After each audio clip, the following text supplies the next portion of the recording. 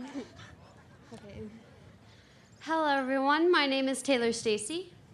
And my name is Ross Miyabuchi, and we have the honor of introducing the class of 2018's valedictorian speaker. I first met her my junior year of high school. It was my first year here at King Kekalike High School. She was the first person to welcome my sister and I on the campus. As for me, I got to know her better when we went through chemistry class together. Probably one of the more difficult classes I had, yet we helped each other pass with flying colors.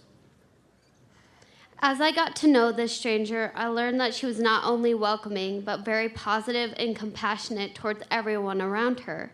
She is a very dedicated member of Best Buddies and a number of other clubs. She pushed me to grow as a person. Despite her terrible jokes and the fact that her sarcasm hurts, there's no denying that there's content to her character. She's everything I wish I could be. Committed to anything she puts her mind to, not afraid to go onto a limb and try new things, always helping others, a natural leader, and she never quits.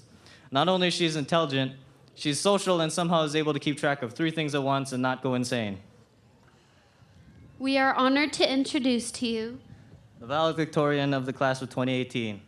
our good friend, Novalee Novalee Patel.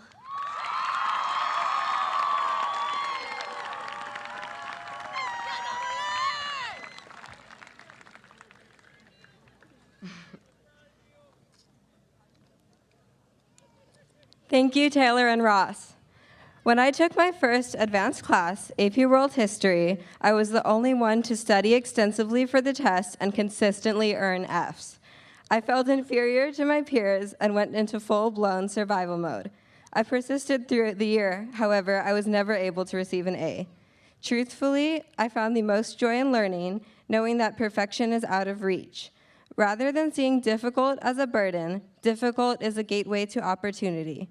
I believe success is not recognition of talent, nor numbers and awards, but working through something that is difficult for yourself, especially while others are able to complete the task with ease. King Kekalike High School has a gorgeous campus draped on the slopes of Haleakala. We have state-of-the-art facilities like this turf field and the new Performing Arts Center above us. But what makes the campus something special is the people who work labor-intensive jobs just so we can have clean bathrooms, accreditation, functioning computers, and a safe place to learn. Those who prepare food, those who aid students who need some extra help, the classmates and friends who characterize our class, administrators, counselors, and the generous role models we have been lucky enough to call teachers. We have been gifted with personal relationships with our teachers. They are approachable, understanding through all of the sacrifices they make. They keep their doors open through the entire school day and stay late on Friday nights to grade our tests, sometimes drastically curving them, only to wake up early on Saturday morning and volunteer at local events or support our activities. Our teachers have given us their time and knowledge, their very selves. We are forever in your debt. A school should not be defined by the money that goes in, but rather the community that comes as a result. I am proud to be a part of a public school that demonstrates the essence of authenticity. Kekalike is a place where a student with Down syndrome can star in her class play. It is a place where a student who has autism represents the school in local art exhibits. It is where people of all races, genders, and cultures can work together and coexist in harmony. At Kekalike, we see each other eye to eye, inspired by strengths and humbled by faults, respecting everyone for their differences and doing so with sincerity. Most importantly, we know the value of inclusion and the magic it can create. To my parents, throughout my childhood, there were countless days that I proudly labeled the best day of my life.